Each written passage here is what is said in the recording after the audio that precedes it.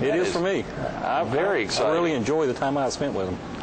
And as the coordinator, now you're interfacing, as you said, with all the instructors. How many instructors are actively involved in the program, and do the instructors change? Yes, they do change, year to year. Like I work mainly with the training unit, so that's one of my main responsibilities with the police department is the training. So I have actually 5 instructors. Well, there's 6 instructors in the training unit that are full-time instructors. But we have like regular patrol officers who are also trained instructors. We have I didn't look at an exact number, but I'd say we have well over 30 instructors throughout the entire department. Is that right? Who give of their own time to come to the citizens classes to teach the students. That is tremendous. And so, of course, you said, again, this session being a little different than the usual ones in the non-summertime, 5 sessions of 8 hours each, so a good total of 40 hours. Right. And during the normal the past 14 sessions you've had, or graduating class you've had, those normally go 2 hours for 10 weeks, so you're talking 20 hours versus 40 hours for the students. That's fascinating. You've really made the commitment not only to double the time, and of course the folks who are doing it within the police department are really giving of their time to make this enjoyable. Yes, they do. And informative for the students, I'm sure. That's correct. I've not had an instructor that's been in one of the classes yet that has gone away unhappy. Everyone has thoroughly enjoyed their job. That is tremendous. They love doing what they do. Yeah, Tommy. Break down a typical, of course, since this kicks off on July 10th, you can't say with the new session of 8-hour days what a typical day is going to be like. But let's talk about this last semester of the Citizens Police Academy. What was a typical night like, or maybe you can break out the course of those 10 weeks? Basically, well, we do have a set curriculum. Each night is a different class. Well, the first night is actually the meet and greet. Okay. Where they get to come into our police department, and our chief will speak to them, the captain of the administrative division, who is my boss. Right. And my lieutenant occasionally, he comes into them and speaks to the class. And we have a person from the prior class, usually the class representative, class speaker, comes back and tells them, what they had to look forward to and how much fun they're going to have. Usually when I go back to this prior class and looking for volunteers to come back, everybody's raising their hand, jumping in. I want to do it, because everybody has so much fun. That is tremendous. And so they'll come in and they'll speak for a few minutes and tell them, some of the things that they did and what they've got to look forward to.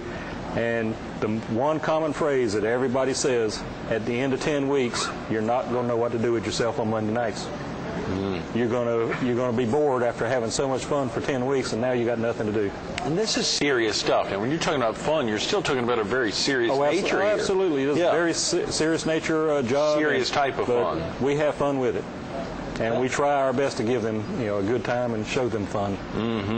But they also, through the course, they're required to do ride-along time with our patrol officers, also with our dispatch and jail units, and beach patrol, traffic units, so forth like that. So they get to actually get out on the street and see what's going on with our officers and interact with them and see exactly what it is they do every day. And is that part of the 20 hours, Tommy, or that's in addition to the 20 hours? That's in addition to it. Okay, sure. And that will be the same for our student class, but they won't have nearly as many hours since they're only 5 weeks instead of 10 weeks. Sure. But they will still be required to do that, also attend the court session. So the hours actually may even up when you add the 20 plus the amount of time that... During our normal class, they are required a minimum of 25 hours or a maximum 35 hours ride-along time. Is that right? A minimum of 25 hours, and that includes the time in the jail and the dispatcher? Yes, that's correct. All that, 5 hours per shift. Right. And we have, 5 different shifts, or 4 different shift hours, and then we have the dispatch.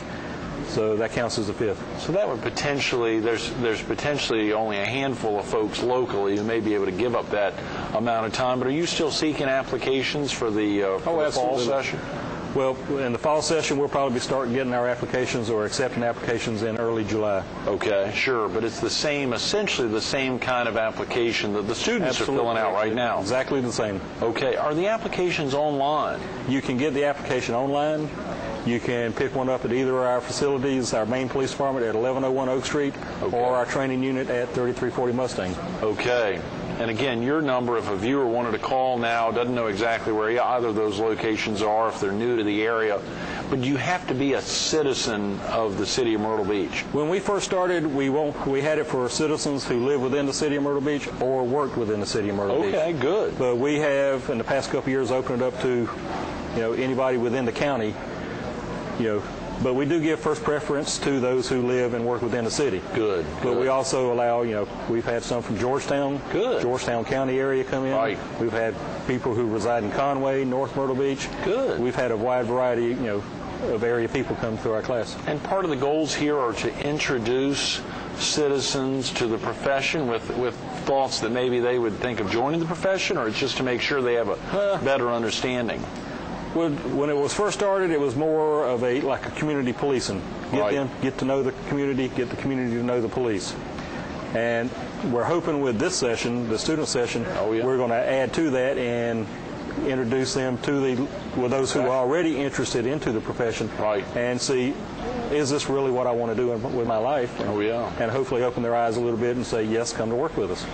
Have you had any journalists that have taken the class, Tommy? We have had a few, yes. I know Charlene Zwing, one of our social columnists, very active, took the class, I believe, early on and enjoyed it. I believe I'm correct on that. Well, one other I can remember was, Angela Nicholas. I don't know if you remember her. Love Angela. I believe she was with the Red Cross now. Yeah. She's with the Red Cross now, but she used to be with the Myrtle Beach Herald. She was head of the neighbors section. Unfortunately, not with us. She was with the Sun News. But I thought it was with the Herald. She was with the Silva Herald up. She has had some experience in Herald, but she was with the Sun News and did a great job, and now runs the Red Cross locally, and is doing even more exciting. Very sweet lady. I thought the world over. She really is. We've had a couple college professors doing research take her class. I bet. Well, one class we had a husband take the class. 2 classes later, his wife took the class. Oh, good. I bet you're going to see that. We've had husband and wife attend together. Mm-hmm. We've had one attend the class and love it so much they had to get their spouse into the next one. Mm-hmm. Mm-hmm. One friend tells another friend, and they recruit them for us. Sure. We've had good response to it. How long have you been the coordinator for the Citizens Police Academy, Tommy? Well, I actually started with a training unit in June of 2003. Okay. So my first, coordination or first actual interaction with the Citizens Police Academy was that following September when I had to put that first class on. Right. September 2003 was my first one. And what are some of the other things you've done in the department over the last 27 years? Well, I have... With everything? Yeah. Worn a lot of hats. I have pretty much worked every division that there is in the department. Is that right? When I first started in 1980, I was hired as a patrol officer, but I mainly worked jail dispatch until I got my academy date and went through and graduated the academy. And once I graduated academy, I worked patrol division for about 5 years. Then I was transferred to investigations. And I worked there till about the summer of 94. I went back out to patrol and worked my way up through the ranks, being promoted to corporal and now sergeant. And in 2001, right after, I believe it was in October 2001, I went back to investigations as a sergeant. Mm-hmm. Spent a couple years in there before I transferred over to the training unit in 2003. So you've seen a little bit of everything. I have seen a little bit of every division. Mm-hmm. A lot of investigations and patrol where I spent the majority of my career. Is there something you really, when you think about that, you think about your father's involvement there as a police officer, and you think back about the experiences for you, what really gave you that drive to the willingness to join the police department and commit your life to really protecting and serving others? Well, that's actually a tough question. I'm not really, certain what actually got my mind leaning towards that as what I wanted to do, but I remember growing up as a child, rarely did I ever get to see my father, especially during the summer. And I just told myself as I was younger, that's something I'll never do. Mm-hmm. I want when I grow up and have kids, I want them to be able to see me and spend time with me. Mm-hmm. But as I got older, the old saying, the older I get, the smarter my father was. Mm-hmm. And I actually believe that, and I try to live that myself. And I really respected what he did. Once I, had a couple friends on the police department and saw what they were doing, a couple of them talked to me and tried to encourage me. Hey, this is something you might really want to look into. Mm-hmm. And one of the fellows actually came to me and brought me an application. I turned it back in, and I was hired within a month. Wow. And I've, have thoroughly loved my job ever since. Time or two I get disappointed when things don't go right. Right. But, that's the nature of the beast. With every good thing, there's something bad that follows. Right. But then you just pick yourself up and move on and make it good again. Those are great words. Tommy, thanks so much for being with us this morning. Well, it was a pleasure to be here. Absolutely. Stay tuned to more Carolina People with Sergeant Tommy Chestnut coming up next. You got to write down these two numbers. Write them down. Actually, I'm about to forget them. 450-3361. 450-3361 or 918-1803. Tommy Chestnut's given both his direct line in the office plus his mobile phone. He wants it to be a tremendous turnout. We've already got 45 applications for 25 to 30 slots for the Citizens Police Academy, the first one of its kind that actually opens the doors for students, local students, to be a part of it. Applications are due this Thursday at 5. Close of business this Thursday.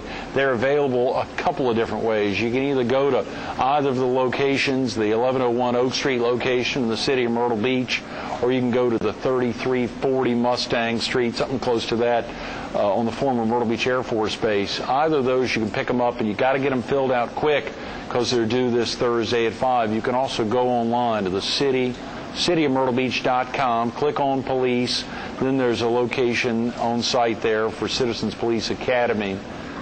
Of course, you can fill out the application and then get it turned in. In addition, if you call Tommy, he will email you the application. They want folks to be involved. You heard him talking about the excitement of getting students involved and the tremendous success the last 14 sessions that have been graduated over the last 6+ years now. The excitement's coming up. Tommy talks about it as fun. You didn't think you'd wake up on Memorial Day and be hearing about FATS, the firearm training simulator or simulation. Obviously, I sure didn't expect to be here hearing about that, but the excitement is real, and it is exciting. Take the time to learn more about the City of Myrtle Beach Citizens Police Academy.